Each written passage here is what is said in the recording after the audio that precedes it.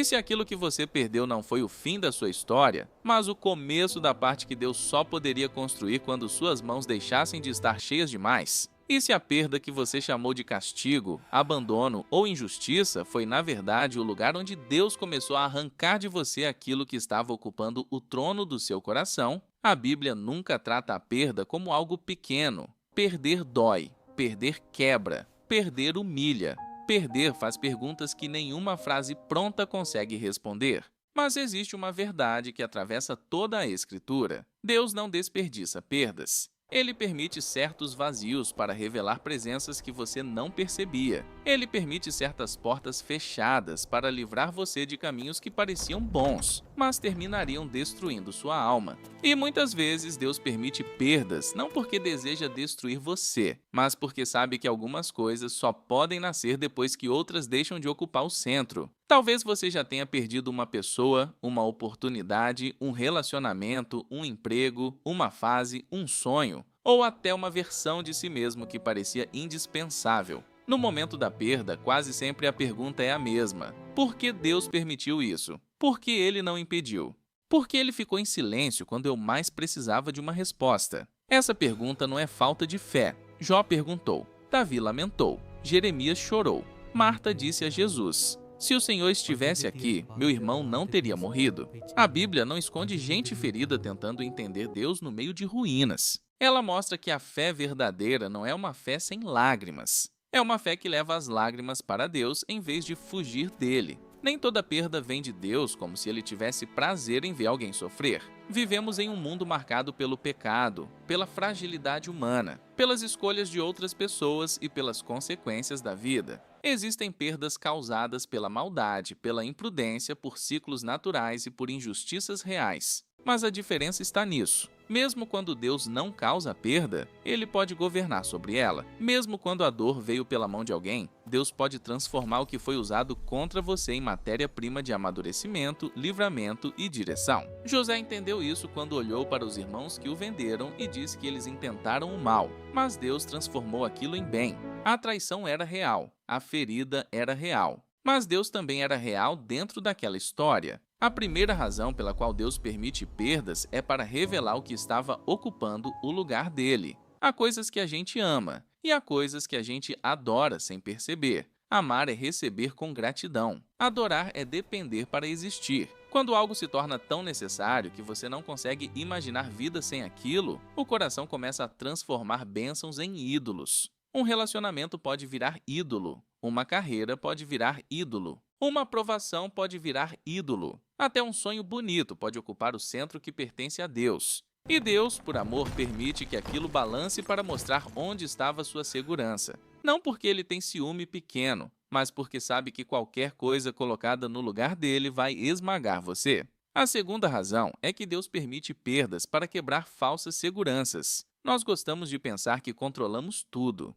Fazemos planos, calculamos possibilidades e tentamos garantir que nada saia do nosso domínio. Mas um telefonema muda tudo. Uma decisão de outra pessoa muda tudo. Um diagnóstico muda tudo. Uma crise muda tudo. A perda revela uma verdade que o orgulho tenta esconder. Somos frágeis. E essa fragilidade não é uma ofensa, é um convite. Quando você percebe que não controla tudo, pode finalmente parar de viver como se fosse o salvador de si mesmo. A dependência de Deus muitas vezes nasce quando todas as estratégias falham e você descobre que ainda existe uma mão sustentando você no chão.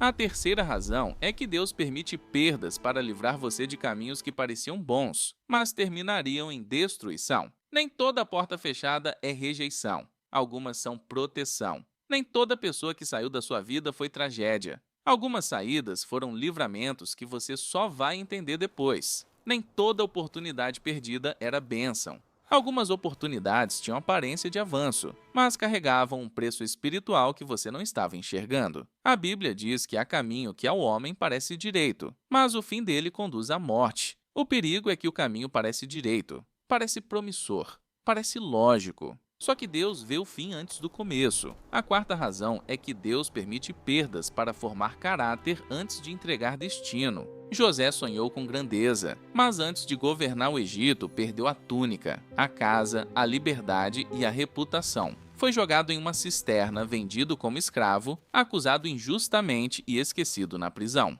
Cada perda parecia afastá-lo do sonho, mas cada perda tratava algo nele e o aproximava do lugar certo. A cisterna tirou José do conforto, a escravidão ensinou serviço, a injustiça testou integridade, a prisão treinou paciência. O esquecimento venceu a ansiedade de ser reconhecido cedo demais. Se José chegasse ao palácio imaturo, talvez a posição o destruísse. Por isso, Deus trabalhou no homem antes de entregar o cargo. A quinta razão é que Deus permite perdas para ensinar que sua identidade não pode depender de circunstâncias. Quando tudo está indo bem, é fácil confundir quem você é com o que você tem. Você se sente amado porque alguém ficou, valioso porque foi promovido, forte porque todos aplaudem, seguro porque tem dinheiro guardado, importante porque recebe convites. Mas quando essas coisas saem, quem sobra? Essa pergunta assusta, mas também liberta. Deus quer firmar sua identidade em algo que não possa ser levado. Pessoas mudam, estações mudam,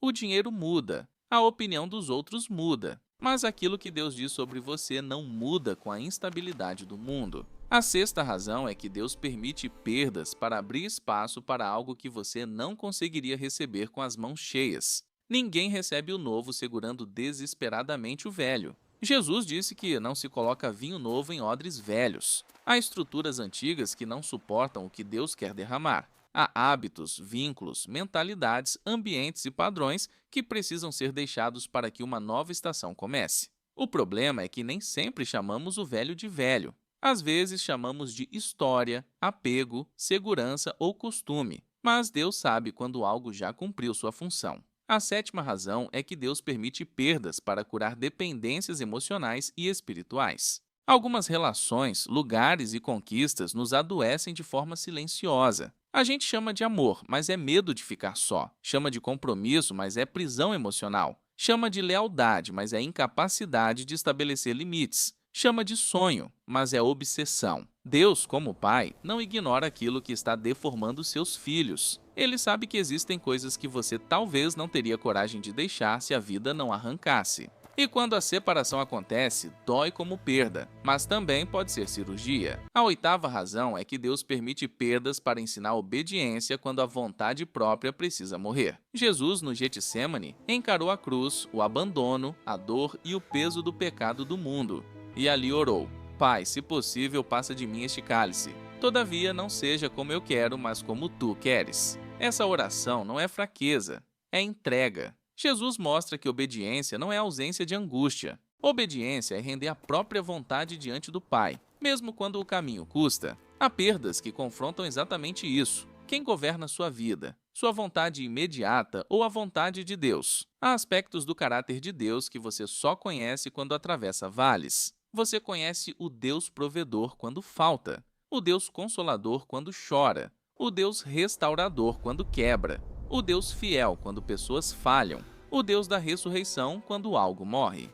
A perda, então, não é apenas aquilo que saiu. É também o lugar onde Deus se revela de um modo que você não conheceria em tempos de estabilidade. Isso não torna a dor fácil, mas impede que ela seja inútil. Mas cuidado com interpretações apressadas. Não diga rápido demais que Deus tirou porque você não merecia. Não diga rápido demais que a perda foi punição. Não diga rápido demais que tudo acabou. Muitas pessoas, quando perdem, começam a se acusar de forma destrutiva, como se cada dor fosse uma sentença. Outras acusam Deus, como se ele fosse indiferente. A Bíblia nos chama a uma postura mais profunda: lamentar, buscar, examinar o coração, confiar e continuar. O lamento também é oração. Deus não se ofende com uma dor sincera colocada diante dele. O que destrói a alma é esconder a dor ou fugir para substitutos que só aumentam o vazio. Talvez você esteja tentando entender uma perda agora. Talvez ainda doa quando lembra. Talvez você ainda esteja tentando sorrir por fora enquanto por dentro pergunta por que Deus permitiu.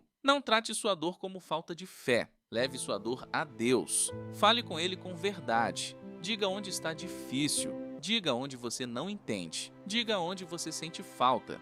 Mas permita que Ele pergunte ao seu coração: o que essa perda revelou? Do que ela está me libertando? Que dependência ela expôs? Que direção ela interrompeu? Que maturidade ela está formando? Que parte de mim precisa morrer para que Cristo viva com mais liberdade? Então, quando você perder algo, não entregue imediatamente sua fé ao desespero. Chore, mas não conclua cedo demais. Lamente, mas não feche o coração. Sinta, mas não adore a dor. Deus ainda trabalha em lugares vazios. Deus ainda fala em desertos. Deus ainda ressuscita o que parece morto. Deus ainda transforma rejeição em direção. Silêncio em profundidade. Espera em preparo e perda em propósito. Talvez você não entenda agora. Talvez algumas respostas só façam sentido depois. Mas fé não é confiar apenas quando tudo está explicado. Fé é segurar a mão de Deus enquanto a explicação ainda não chegou. No fim, Deus permite perdas não porque sua vida perdeu valor, mas porque ela tem valor demais para ser construída sobre bases falsas.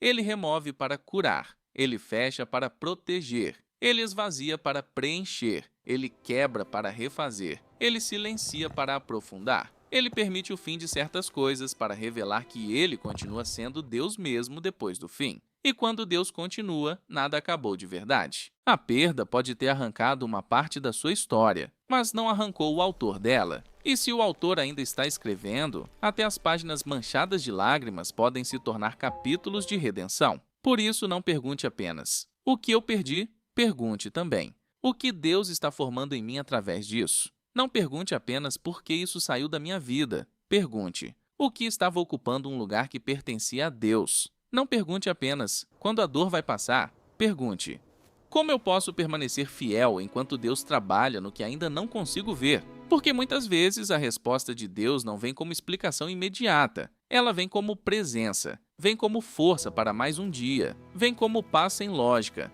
vem como direção pequena, vem como a certeza silenciosa de que, apesar da perda, você não foi perdido. A perda não tem autoridade final sobre quem pertence a Deus. O que saiu pode doer, mas não pode cancelar a promessa. O que fechou pode frustrar, mas não pode impedir o propósito. O que morreu pode entristecer, mas não pode vencer o Deus da ressurreição. A Bíblia explica a perda não como um buraco sem sentido, mas como um lugar onde Deus pode revelar, tratar, libertar, amadurecer e reconstruir. E talvez um dia você olhe para trás e perceba que aquilo que parecia ter tirado tudo de você foi exatamente o que Deus usou para devolver você a Ele.